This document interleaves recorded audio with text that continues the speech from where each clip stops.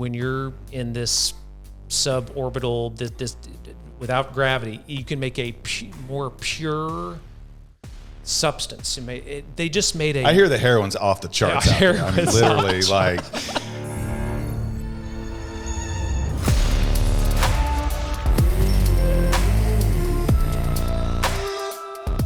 All right, what is up? And welcome back to another episode of How to Invest in Commercial Real Estate. And we are super excited we have another guest on today. Before we get into that, we also just relaunched the St. Louis acquisition. It is a kind of a big box retail deal with a pad site out front that we hope to spin off. The big box retailers are Michaels and Ulta and Petco, and then a brand new 10-year lease on American Freight. And it's actually right next door to a Target and an Aldi, which are amazing retailers. So we launched that out today. We have commitments coming in. We're going to close on that the first week of June. It's got the Chipotle, great performing Chipotle, great performing Panda, all with a lot of lease term. So we're excited about that deal. And we closed June 5th. June 5th. Yeah, so not a lot of time, and we're already starting to fill up on the investment. So yeah. But yeah, let me introduce our guest, Matt Pinnell. Many of you may know, Lieutenant Governor of the great state of Oklahoma, where we spent most of our lives. And Matt and I go way back, went to high school and college together, and have been friends for years, and I'm excited to have him on the show. Welcome, Matt. Thank you, guys. Appreciate you having me. Actually, I watched this, listened to this. That's good. And I'm not just saying that as a politician. So you're the one. I really do. Yeah. You're the one. I'm the one. Okay, we finally won. Yeah. I've shared this with some people. You actually learned something listening to you guys. So that's good. That's a change. Well, today Matt might be the most famous guest we've had. It's either him or the guy that the leisure suit guy. Leisure suit guy may have him. If you haven't seen the episode of the guy Jerry Rosenthal, the guy invented the leisure suit. You need to watch that. He seems like a super interesting guy. I was super skeptical when we were going to have him on, but when I got to talking to him, I'm like, I want to spend the weekend with this guy and learn some stuff. That's a good one. Okay. I want to buy a leisure suit. Yeah. I'll bring it back. But today, Matt, you may not learn much, but I think we are going to learn a lot, and our guests are going to learn a lot. But I thought it would be interesting to have him on because a lot of our listeners are here in the state of Oklahoma, and kind of business of Oklahoma is your business. Yeah. And so I think we're going to try to come up with some interesting questions, and hopefully the people can learn a little bit about what is going on in the state of Oklahoma. We, as we've said before, we don't want to always be a flyover state. We want to be impactful in some way. Yeah. So, Matt, tell us, if you can, I'm sure you have some general ideas. What are some of the highlights economically that are going on in Oklahoma? Sure. Well, so from a 30,000-foot view, what's really fun is how many people are interested in Oklahoma today. So we have employees at the Department of Commerce. So I work a lot with our Department of Commerce, and we have employees there that said, listen, we've never had this much interest, people proactively calling the state of Oklahoma. And what a lot of that is this net migration to the middle of the country that is actually happening. So it doesn't mean it's just happening in Oklahoma. It's happening in Arkansas. It's happening in Kansas. It's definitely happening down to the state to the south of us, Texas. You hear about that, and so that really is. It's happening. really happening, okay. and it's not just us preaching about it. I mean, the census migration data that we recently got prove it. So a couple months ago, this data came out. So between June of 2022 to July of 2023, Oklahoma was number 9 in the country in net migration growth. So people leaving the state versus people moving to the state. We were number 9 in the country, which is quite top 10, which is quite the flex for a state of our size. But what's even cooler, particularly I would think for your listeners, more Texans moved to Oklahoma during that time period than Oklahomans that moved to Texas. The sucking sound that's going to the south is slowing down. It is slowing down. And that really is the way to describe it. It's not, it's slowing down. I mean, Texas is still recruiting a lot of people. Dallas will be the 3rd largest city in America in less than 2 years. Really? So it's going to be larger. I had no idea. It'll be larger than Chicago in less than 3 years. And so, but we're using that to our advantage. We're saying, listen, Dallas is full. So all of these, young talent, young families, that are tired of traffic, can't afford a house in the urban core. We have a campaign targeted at them to try to get them back to Oklahoma. A lot of that's baby boomer growth, of that net migration growth, but a lot of it's young families too. I mean, Tulsa, as you guys know, we have this Tulsa remote program that has been very, very popular. It's not just George Kaiser paying people $10,000 to move here. They all have a lot of money, most of these people that have moved to the city, but then they stay here. I mean, well over 1,000, could be more than that. But we're building upon that.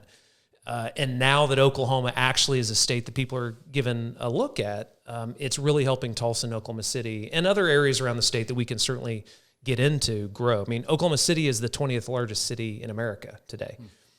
Tulsa, well over 1 million people inside the core of the city now. So we have a really good workforce. So we're on to something as a state. So that increase in population, does that help us recruit businesses to move here because now they have more talent to choose from? 100%. Because at the end of the day, that's what it comes down to is do you have a workforce that a lot of these companies are looking for when they come calling? So when Oklahoma City can say they're the 20th largest city in America, that's telling companies, okay, there's actually people here. You know, we've lost some deals to Dallas and Austin, mostly because there's millions of more people that they can pull from. But now that Oklahoma is growing, we're getting a much more aggressive, much more serious look because the quality of life's better. And then on top of that, there's an actual talented workforce that you can pull from. We're able to deliver and we're able to pull in more companies. And over the last couple of years, we've done that. We've proven, our Department of Commerce has proven it, that we can pull in people that are not just in the oil and gas industry, which is the other big story. This is why Oklahoma City can build the largest building in the U.S. That's right. Right? They can permit that building. They can permit it. Yeah. So that's right. We'll see where that goes. But I give it Oklahoma a low City, chance. Oklahoma City. And the Disney. And the Disney amusement park. They can permit that. They can permit that as well. We'll see if that ends up coming. But I'm glad that we have some storylines of development projects that could become real. Hey, being in real estate is really important. Population growth is a really important part. You need new apartments. Yes. And then once you get more apartments and more housing, you need retail and you need office. And so for our business, I mean, obviously we buy around the country, but for people that want to, be in real estate in Oklahoma, it's super important that we have that population growth. Yeah. And it like I said, it's happening. We just have to be ready when they come calling. We got to be ready when those companies come calling. And I firmly believe over this next decade, you're going to see real impressive growth inside the state of Oklahoma. There's just too many people that are leaving the coasts, too many people leaving states, remote working environment that's not completely going to go away. Oklahoma is very attractive for those type of individuals. And again, the numbers prove it. It's funny. I take Ubers whenever I'm going to drink and I'm going to be out. Yeah. And a lot of times I'll ask them, hey, where are you from? And they're like, well, I moved from California. Yep. I moved from Arizona. Why? Well, I had some friends that lived in Tulsa and they said I could get a big house. They said I could have land. Yeah. Even my electrician that's putting in the Cybertruck charging port at my house, he's an electrician, but just moved from California during COVID. Yeah. And so he started his own business out here because it was easier. So other than the cost of living, what does Oklahoma have to offer these people? So, I mean, affordability. What's attractive to them? Sure. I mean, affordability, just from an energy perspective, we're number one or number two when it comes to energy affordability. So 40% of our electricity now is off renewables in the state too, that most people have no idea about. I wouldn't know that. We're traditionally an oil and gas state, and we will continue to be. But does that make you want to drive an electric car, knowing we have the cheapest energy in the country? We got cheap energy. I don't know. Maybe that's not completely the pitch that, but where the pitch is, a manufacturing company, right, that needs to move somewhere in America, and they need a big, warehouse. Mm-hmm. They care. Yeah. Because heating and air, that thing. Heating and air. And a Google, for example. So Google is in the Pryor area. If you haven't been to Pryor, you got to go see what the Mid-America Industrial Park. It's the 8th largest industrial park in the country. So it's one of the best mega sites in the country. Well, Google's there, and Google's all about renewables. I mean, some of the and I was a little naive to that. The companies, these big mega projects that we're talking to now that we've never really been in a room with before, they do care about that. That's built into their company's mission statement. Yeah, culture. The culture, the mission statement, and you can either like it or not, but it is a reality when it comes to a lot of these larger companies that they want to make sure that they're able to prove to their shareholders and the world for their PR machines that they're operating off renewables. So we're the Saudi Arabia of wind. Yeah, Oklahoma is. So most of those it's not just natural gas; it's wind as well. So most of the renewables are wind in Oklahoma. Most of it's wind. The large majority of that is wind. We've got a little bit of solar. I think we could do a whole lot more solar in Oklahoma, frankly, and we're getting a little bit more into that. But wind is a big deal in Oklahoma today. We got it. We might as well leverage it. Yeah. Play to your strengths as a state, and it's really helped Western Oklahoma in particular. I've been out and seen that wind farm, man. Oh, it's massive. And so we have a whole lot more of that coming online. Natural gas has been a huge win for us the last couple of years as well, but the renewable piece. So that's one. I would say, again, drive times, we lean heavily It's a big into one that. for me, guys. Having lived in a really big city overseas, my drive time was like an hour and a half in traffic each way, and I hated every second of that drive. Yeah. So the fact that you can be anywhere in Tulsa in 20 minutes is an awesome perk. Buying a home certainly is a huge deal. And these Tulsa remote folks that have relocated, what I don't think can be discounted, they want to make a difference. So these younger generations, they want to change the world, and they can be involved day one in Tulsa. Like they can join the chamber, they can join the Rotary, they can immediately get involved in the community. You can't do that in Dallas. It may take you 10 years to be on a board, at their chamber. But in Tulsa, you can get involved right now. Oklahoma City, involved today. And I, again, was a little naive to that piece that, individuals that make a lot of money that can live anywhere in the world, they love Oklahoma because we are friendly and you can be involved. And that shouldn't be discounted. In these large Kansas Cities and the St. Louis's and the Houstons and Dallas, it's more difficult when you're a top 5 city in America to immediately be involved and to make a difference. And so we've used that a lot as well. And it's helped us pull in more entrepreneurs. Big businesses might not be as concerned with that, but they should be concerned keeping their employees happy. And their employees are not going to be happy if they're driving a couple hours to work. Yeah. How business friendly is Oklahoma compared to the rest of the nation, would you say, in terms of tax incentives or whatever? I would say very competitive. We do have an income tax, so there are certainly some states, Texas has used that to their advantage, but they're getting their taxes from somewhere. We remind people of that. I don't want to pay Texas property taxes. Yeah, right. So, but we do have an income tax, but it's very competitive income tax. Our property taxes are very low. It depends upon city to city as far as how, quote, pro-business they are, but we've never heard anything other than, hey, it was a whole lot easier to do business in Oklahoma than California or Colorado or some of these other states that are a little bit more restrictive. Yeah. Good. So you mentioned Pryor, but if you had to pick a top 3 or 4 locations around the state that are kind of really driving a lot of economic growth, maybe give us some of the highlights. Yeah, outside of Tulsa and Oklahoma City, because again, those are going to continue to be our economic drivers. And I love what both of those cities are doing right now because they're both investing in themselves. So Oklahoma City has their MAPS program. Yeah, huge. And if you don't know about the MAPS program, that is a best practice economic development program that a lot of other cities are trying to copy. Oklahoma City literally rebuilt itself over the last 25 years. And I think that MAPS program, if you go back 10, 15 years, 20 years ago when they implemented it, is what really kickstarted Oklahoma City ahead of Tulsa. Absolutely. And we're doing great, but we're trying to catch them now. Well, Tulsa's just now putting water in the river. We finally got our act together to get water in the river. Talked about that for 50 years. Truly we have. Yeah. So Hey, Tulsa, the first one's opening up. It looks great. I'm excited about it. Yeah. We did get our crap together eventually. The skyline with that water in the river looks really cool. And the development, it's going to spur along the river now because it's a beautiful place to be instead of a sand pit. Correct. Will be huge for the city. It'll be like the BOK Center in downtown. Downtown was a pit. The BOK Center goes in. Now there's over $1 billion private development. They're going to do that same study on the river in a decade from now, and it's going to be that same thing. Agree. And so I give the city a lot of credit there. So outside of those two, and from a tourism perspective, they've really leaned into events, which is very, very important. Sports teams, everything else.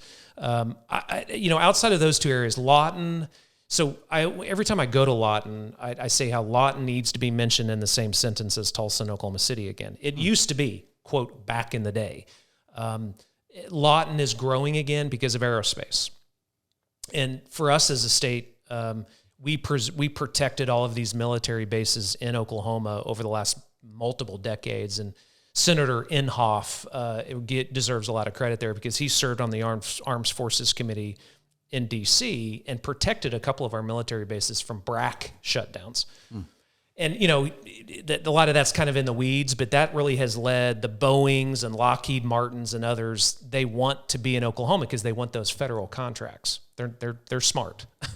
And so Oklahoma City, one of the reasons they're the 20th largest city in America is because Boeing and Lockheed Martin and all these other companies want business at Tinker Air Force Base, which is one of the largest military bases in the country.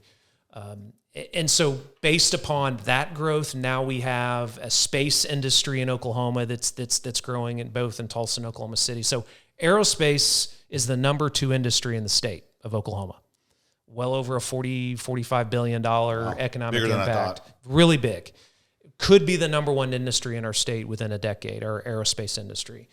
Is the majority of that government contract stuff, or half and half? Okay. So drone technology is growing. It's still a small portion of it, but that's growing. We have a spaceport outside of Elk City, one of only 12 spaceports in America where you can actually fire a space shuttle in outer space. Most people don't realize that. Wow. It's the second longest runway in the world. It's outside of Elk City, Oklahoma, right? Who knew? But I wonder if you can drag race cars on the second longest runway in the world. I'm sure you could for a price. But so that's really cool to see. About half the companies that we're talking to on any given month, it's aerospace and defense industry growth. I went to a big space symposium in Colorado Springs a couple weeks ago. It'll blow your mind. I mean, making pharmaceuticals in outer space is kind of like where all of this is going. It's the craziest. And it's all these startup companies. So I asked that same question because of the purity. So when you're in gravity, I can't believe we're talking about this on our podcast. That's why it's interesting. But it's interesting, right?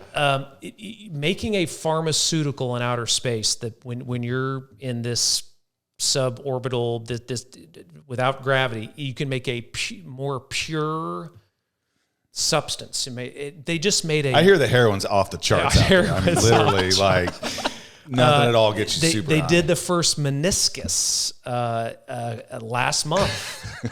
One of these startup companies in like suborbital. It's the craziest stuff. And so now you have these startup pharmaceutical companies working with these space entrepreneurs. I love it. It'll blow. I love it, right? I love it. And so I'm not talking about exploring the moon anymore. We're talking about other cool stuff. And they're looking for places to build manufacturing operations here to where then they can fire these space shuttles off to get 5 or 6 minutes or 10 minutes of not having gravity. So I only know enough to be dangerous because we're just kind of starting to talk to those companies. But Jim Bridenstine, you may know that name. Yep. I met Jim, the NASA administrator. He's back in Oklahoma.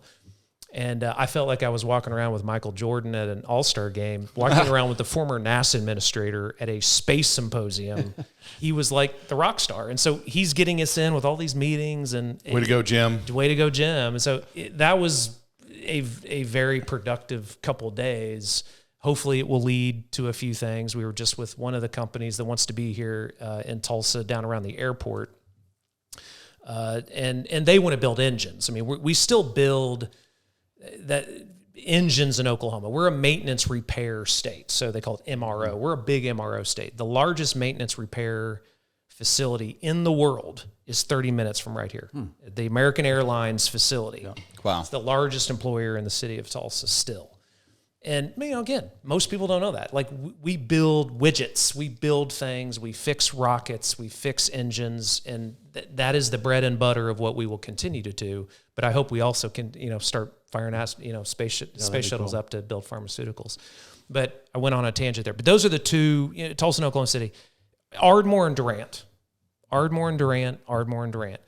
Those are two communities that are an hour from Dallas. So, let's not overcomplicate this. Those two communities, but they both say they're kind of the front door to Dallas because they are. Both those communities are in sovereign Indian nations as well. That's a whole other part of our story that is a big advantage that we have, is we have all these tribes now that are very diversified. They have more money than most anybody else.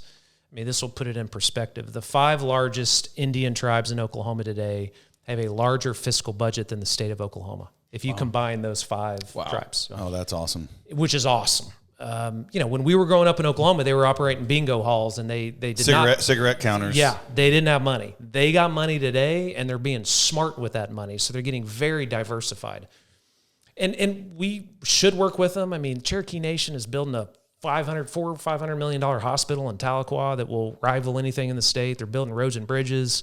They're investing in entrepreneurs, but the Ardmore and Durant area, both, Ardmore is Chickasaw Nation, Durant is Choctaw Nation. Those are the two most wealthy tribes in the state, along with the Cherokees. And they're North Texas and Oklahoma are just growing into each other. And we're either going to take advantage of this or not. I mean, because all the cranes in the air in Texas are in Sherman and Anna, Texas now. They're not even in Dallas. Mm-hmm. The Taiwanese chip manufacturing company that largest deal in state history of the state of Texas wasn't Dallas. They're building that facility outside of Sherman. And so you'll have a lot of Oklahomans that will work at that facility, I have no doubt. But we want that on our side of the invisible line as well. So those eventually it's going to grow across the state line. It will. Like, hey, you have an hour commute to Dallas. Why not go 15 minutes more and double the size of your house and get some land? No doubt. Really. There's a lot of people that would love to live in Durant but can't because there's no homes available, which is a whole other part of, the U.S. in whole. That's right. And Oklahoma has those same growing pains when it comes to we don't have enough single family homes available or affordable housing. And that's something we're aggressively working on at the legislature. We created a 0% interest construction loan program for developers because most of these small communities... need to know about That's the one that we were talking about the other day. Oklahoma Housing Stability Act. Oklahoma Housing Stability. It just launched. Joel's a pro on it now, all of a sudden. Not a pro. I was just aware of it. Loans. I was just aware of it. Yeah, I think you can do up to 4 units or something. 75% of the money has to be spent in what we define as rural Oklahoma, and I don't know how many people we're talking about, but most of the communities that we just talked about would probably be defined as rural because we can't lure a developer to develop in a lot of these smaller communities because they can't make money. Yeah. And so, okay, well, let's fix that. And so we've had enough people tell the legislature to where the legislature said, you know what, maybe it's time for us to do something about this. So there's a couple $100 million that we've pooled. It just launched. So we're going to developers saying, tell us will this be helpful? Mm-hmm. Most of them say yeah in certain areas. And we hope that will fuel some development outside of the Tulsa and Oklahoma City area and frankly in this area as well. But most of that money has to be spent in rural Oklahoma. So we're getting to the point where we'll try to wrap it up. We have people listening. Maybe they're intrigued. Maybe they want to find out more. Is there resources or a website or maybe your office? Where should they go to find out more about what's going on in Oklahoma and how they can be part of it? Yeah, I mean, our Oklahoma Department of Commerce is where we house page upon pages and pages of what the state offers from an incentive perspective, because we have some very competitive incentives, Quality Jobs Act and, again, the Oklahoma Housing Stability Act. I mean, there's 10 to 15 different incentives that are kind of our main incentives that we offer to companies that are looking to relocate to Oklahoma. We offer some incentives to existing businesses in Oklahoma as well. But that's what I would tell you is go to okcommerce.gov. You can Google it as well. It's our Oklahoma Department of Commerce. Okay. That's kind of a central clearinghouse for whether you're a developer, whether you're a company looking to grow in Oklahoma or move to Oklahoma. And from a tourism perspective, it's travelok.com. I always mention that because tourism is the front door to economic development. I truly believe that. Oklahoma has more of an authentic tourism experience than I think any other state in the country. It's authentic, that's for sure. It is authentic. From Black Wall Street to Cowboys and Indians and Chisholm Trail. Like, we got a very colorful history. Yeah. if we tell that history, and we're going to tell that history, people are completely fascinated by Oklahoma. They can't believe our story. Mm-hmm. And if we tell that story, it's going to have a whole lot more people show up, and then they leave and they look, to their family members, hey, this is a whole lot better than Kansas City. This is a whole lot better than Dallas. Maybe we should move there. Mm-hmm. And so that's why I call it the front door to economic development. So those are the two websites that we send people to. Good. It's crazy how big you can get, because I went on the Art Deco architecture tour of downtown Tulsa and learned so much because we were this big, roaring, almost international city in the 20s. And the oil capital of the world. Yeah. And the movie capital of the world. Yeah. And that was a big deal. And then it so easily fades and is forgotten. Yeah. But still, just the architecture of some of the office buildings downtown in Tulsa it's unmatched. Is stunning. And you don't find that a lot of places. No. And we've had the majority of them torn down, and we still have some of the most remaining. It's really cool. I have a question. Out of everything kind of happening in Oklahoma, and I know there may be some stuff that's still speculative, obviously, but what are you most excited about that you know of or have heard of, or what's just something really awesome?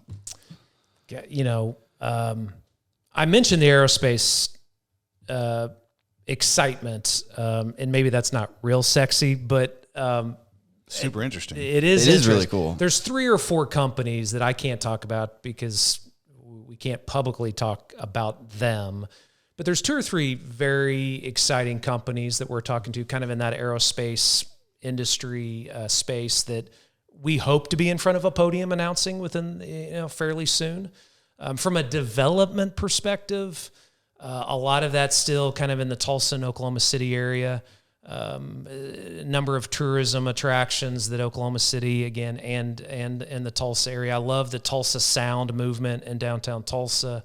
Oklahoma City's building an indoor water park. Yes, that's a big deal for our state. You don't have to do Great Wolf Lodge in Dallas anymore. Yeah. So it does matter to me. There's some downtown development, yes, in Oklahoma City and Tulsa that I'm excited about. There's a downtown data center that Tulsa is about to announce that's pretty exciting with a very big name attached to it. I got one that I'm excited about. Yeah. It's the youngest team in NBA history to be a number 1 seed. Yeah. That's what excites me. That big league city. It is pretty exciting. We really need to win tomorrow and Monday. Take it to a game 7. For sure. Yeah, but I mean, maybe it's a good thing that there's not just one, big development. Yes, there's a lot of palace intrigue about a downtown Oklahoma City, very tall building, or a new amusement park in Northeast Oklahoma. We'll see if those projects come to fruition. But for me, it's much more diversifying our economy because we ride these waves in Oklahoma based upon oil and gas. And we can't do that anymore. If we continue to do that, we're going to have some good years, and then in the bad years, we cut state government. And so it's been very exciting over the last 5 years for me to see, I'm not talking to your traditional oil and gas company most of the time anymore. I want that 365, 24/7. I'm talking to aerospace companies or defense industry companies. That's what's exciting to me, because long term, that's how we have a healthy state. Yeah, is to get much more diversified when it comes to our economy. Yeah, that's exciting. Yeah, I love it. Matt, you've been an awesome lieutenant governor. Thank you, everybody hopes that you think about taking the next step. Yeah. And if you do, we'll announce it here on the podcast. Yeah, President? Yep. Well, my mic's cutting with the out. choices we have this year, I think it'd be great. But no, thank you so much for coming on. Hopefully it was interesting to everybody listening about everything that's going on in our state. And check out the websites that he mentioned. Anything else, Braden? No, I'm going to check out Pure Pharmaceuticals in Space. Come on. Yeah. I bet you are. We're getting blasted on the own podcast. All right, guys. Until next time on how to invest in commercial real estate. Thanks, and we'll see you next time. See you guys.